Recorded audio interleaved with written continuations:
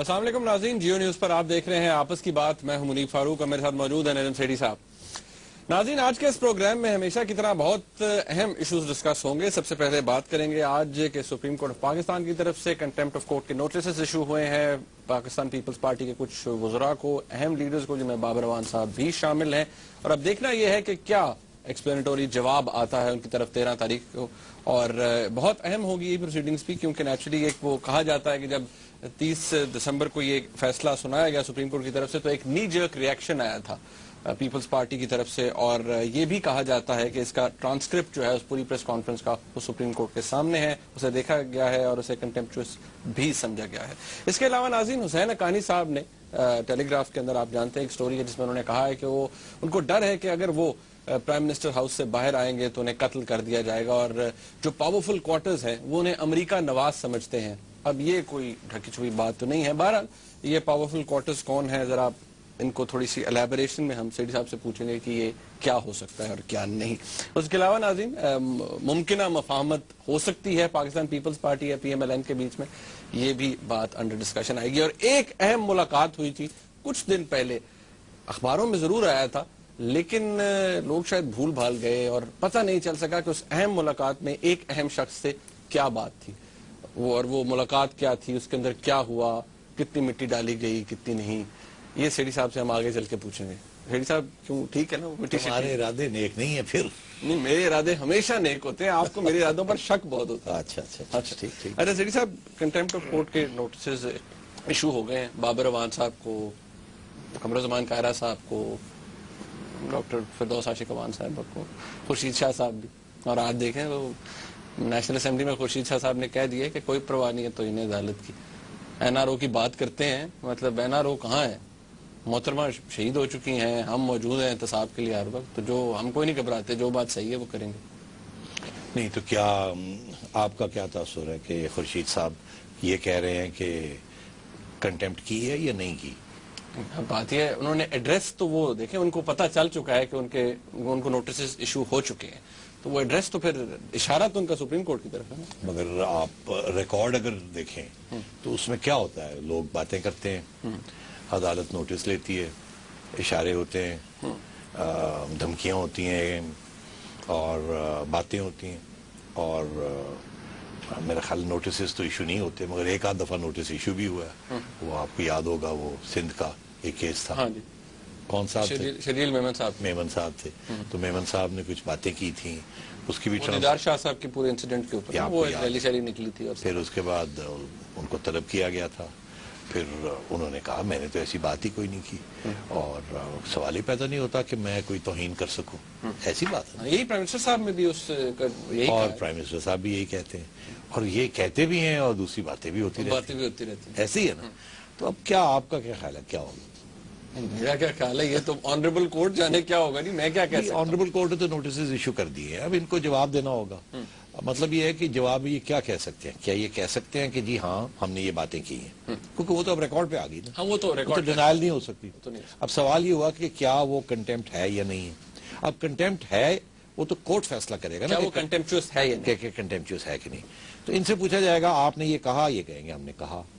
तो कहेंगे आपका क्या मतलब था? वो कहेंगे जी हमारा मतलब ये था, ये था, ये था। वो कहेंगे नहीं हमें तो लगता है कि आपने कंटेम्प्ट की है, आपने ये बातें कही हैं, इससे लोग ये समझते हैं, हमें तो लगता है आपने तौहीन की है हमारी। वो कहेंगे जी सवाल ही पैदा नहीं होता, हम तो जिंदा दूसरी दफा भी हो जाए हम कभी तौहीन कर सकते हैं? हम तो बड़ा रिस्पेक्ट करते हैं अदालत। हमारे कुछ खदशे हैं, कुछ हमारे रिएक्शंस हैं, कुछ हमारे प्रॉब्लम्स हैं, उनका इजहार करते रहते हैं। लेकिन इसका मतलब ये नहीं कि हम तौहीन करते हैं। तौहीन तो सवाल ही पैदा नहीं होता। तो मेरा ख्याल है ये फिर वही होगा। अब फैसला ये क्या, ये fall to the mercy of the court, वो होता है ना, ये आप लोग वकला की यही जुबान है ना कि I fall to the mercy of the court, और मैं माफी चाहता हूँ। तो अगर ये स्टेज आ गई कि अदालत ने कहा कि अच्छा जी अब हमने फैसला कर लिया, आपकी बात सुन ली हमने, हम ब्रेक लेते हैं, ब्रेक के बाद आके आपसे बात करते हैं। ब्रेक में जजेस चले जाते हैं, आते हैं और एक आध को कहते हैं कि भाई आपकी जो बातें हैं, आपकी हमने बात सुन ली, डिफेंस सुन ली, अब हमारा ख्याल है कि आपने कंटेम्प्ट की है, अब आपको हम सजा देना चाहिए। आप उससे पहले कुछ कहना चाहेंगे?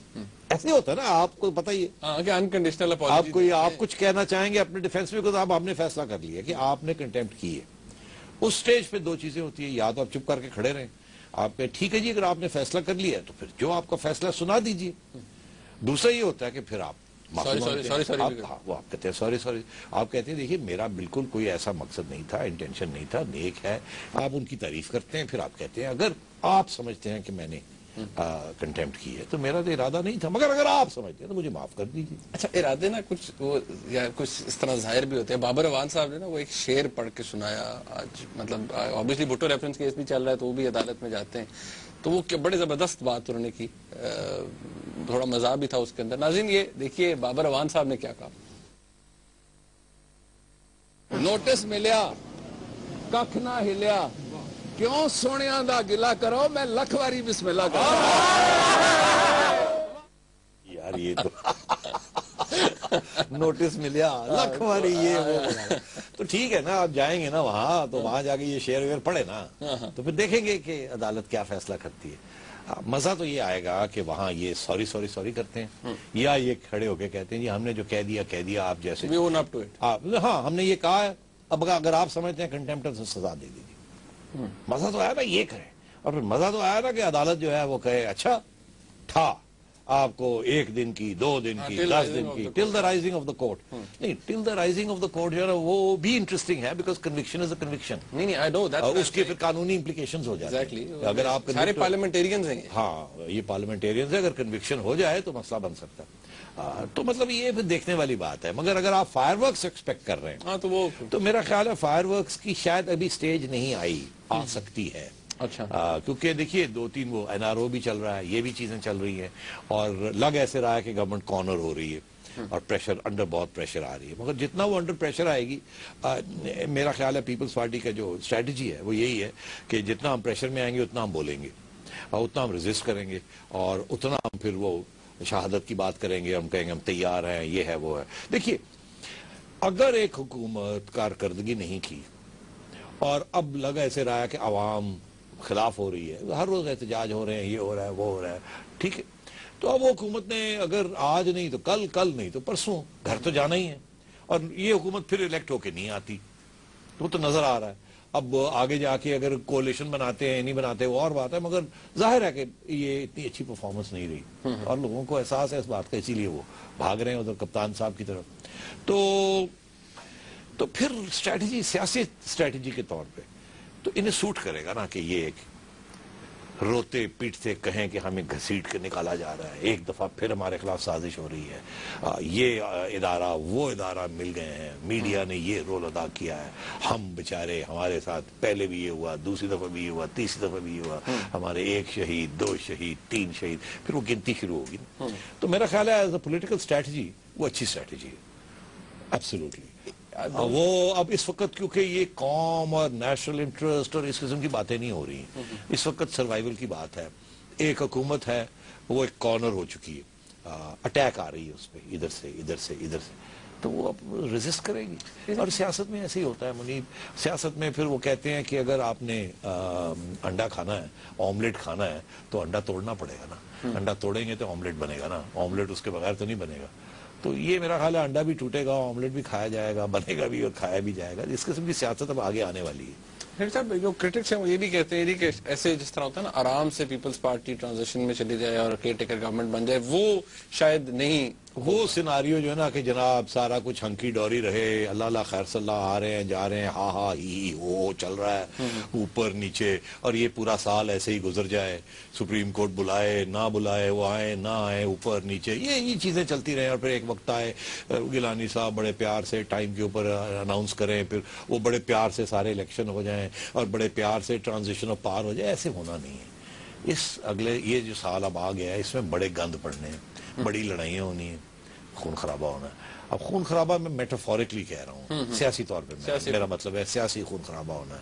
اور پاکستان کے لیے جو لوگ بھی اس خون خرابے میں ملوث ہیں, صرف حکومت نہیں, ادارے بھی ہیں, اپوزیشن بھی ہیں, دوسری پارٹیز بھی ہیں, میڈیا بھی ہے, سارے پلیئرز ہیں نا ایک قسم کے, تو we are all going to contribute to this mess. مجھے تو ایسے نظر آ رہا ہے. اچھا سیٹھی صاحب میں اب اس پہ وقت آ گیا, ڈسکشن تھوڑی سی آگے بڑھائی جائے, لیکن بریک کا وقت بھی آ رہا ہے. حسین حقانی صاحب نے کیا کہا وہ آپ کے سامنے ہے, اور ناظرین یہ بھی کہ نوٹسز بھی ایشو ہو گئے ہیں پریزیڈنٹ آف پاکستان کو, chief of the army staff کو, DDISI کو, میمو گیٹ کمیشن کے حوالے سے. یہ بڑی دلچسپ بحث ہے, یہ بھی اس کے حوالے سے ہم بات کریں گے. اور ایک اہم بات جو سیٹھی صاحب سے میں آ کے کروں گا نیچرلی, وہ آج کے دن سے ہی اس کی مطابقت بھی وہ رکھتی ہے اور بڑی اہم ہے. ایک بریک کے بعد ہمارے ساتھ رہیے گا.